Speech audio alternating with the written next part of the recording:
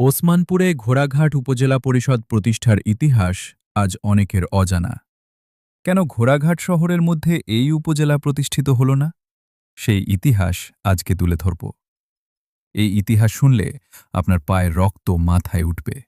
তাই বলি কি, মনস্থির হয়ে একটু নড়ে চড়ে মনোযোগ দিয়ে বসে পড়ুন।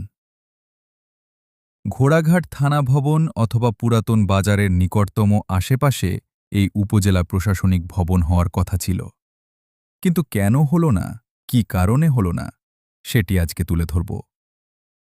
প্রবীণদের নিকট শোনা যায় ১৯৪৭ সালে দেশ বিভাগ হলে নতুন দেশের থানা উন্নয়নের জন্য চিফ সার্কেল হিসাবে মোহাম্মদ আফসার উদ্দিন নামে এক অফিসারের আগমন ঘটে ঘোড়াঘাট পুরাতন বাজারে। আরসি পাইলট বালিকা উচ্চ বিদ্যালয় তখনও গড়ে ওঠেনি। স্থানটি ছিল পরিত্যক্ত ফাঁকা জায়গা। তার মধ্যে ছিল একটি মাটির ঘর।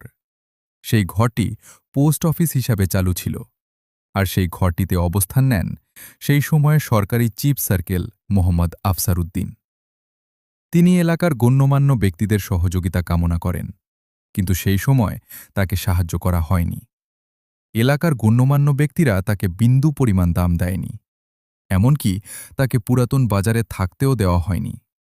তাকে নিয়ে জল্পনা কল্পনা তুঙ্গে ছিল, কারণ এখানে প্রশাসনিক ভবন হলে নাকি সবকিছু খাদ্যদ্রব্য দাম বেড়ে যাবে।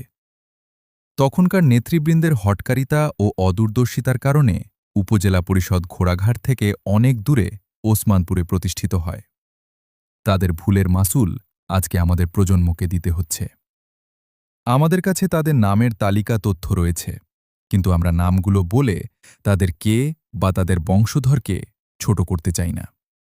তাই এখন আফসোস করে বলি, সবকিছু যদি এক জায়গায় থাকত, আমাদের ঘোড়াঘাট শহরটা কতই না জমকালো জমজমাট থাকত। বৃহত্তর পুরাতন বাজার ও আজাদমোড় জনগোষ্ঠীর জন্য ওসমানপুরে ৫ কিলোমিটার রাস্তা এখন যাতায়াত কত যে কঠিন, তা শুধু ভুক্তভোগীরা জানেন। যাই হোক, এখন পরের গল্পে আসি। সেই অফিসার উপায় না পেয়ে কোন এক ব্যক্তির সাহায্যে নিয়ে মনের দুঃখে সেই সরকারি chief circle officer Afsar Uddin তৎকালীন সময়ে হিলি মোড়ে মান্নান জামাদারের বাড়িতে গিয়ে আশ্রয় নেন, এবং এলাকাবাসী সবাই তাকে সাহায্যের হাত বাড়িয়ে দেন। অত্র হিলি মোড় এলাকার অনেক গণ্যমান্য ব্যক্তিবর্গরা সকলে মিলে সেই হিলি মোড়ে জঙ্গলের বাঁশ সংগ্রহ করে আফসার উদ্দিনের জন্য একটি কুঁড়ে ঘর অফিস তৈরি করে দেন। এখান থেকেই উপজেলা প্রশাসনিক ভবন কোথায় হবে সবকিছু নির্ধারণ নকশা করেন। আজ যে উপজেলা পরিষদের এরিয়া, সেই স্থানটি ছিল বড় বড় আম গাছ ও জঙ্গলে পরিপূর্ণ। যেখানে ছিল বাঘের গর্জন, ছিল হিংস্র জীবজন্তুর আবাসস্থল, তা আজ নবনগর রূপে গড়ে উঠছে। আজ যে উপজেলা পরিষদ গড়ে উঠেছে, তার পিছনে সেই কর্মকারের অবদান ও ত্যাগ অন্যের চেয়ে কোনো অংশে কম না। সেই অফিসারকে কদর দিতে পারেনি, সম্মান করতে পারেনি আমাদের গণ্যমান্য ব্যক্তিবর্গরা। আগেই বলেছিলাম, পায়ের রক্ত মাথায় উঠবে এই কাহিনী শুনলে। এখন আপনার মন্তব্য শোনার জন্য কমেন্ট বক্সে অপেক্ষা করছি। আপনার মন্তব্য কি?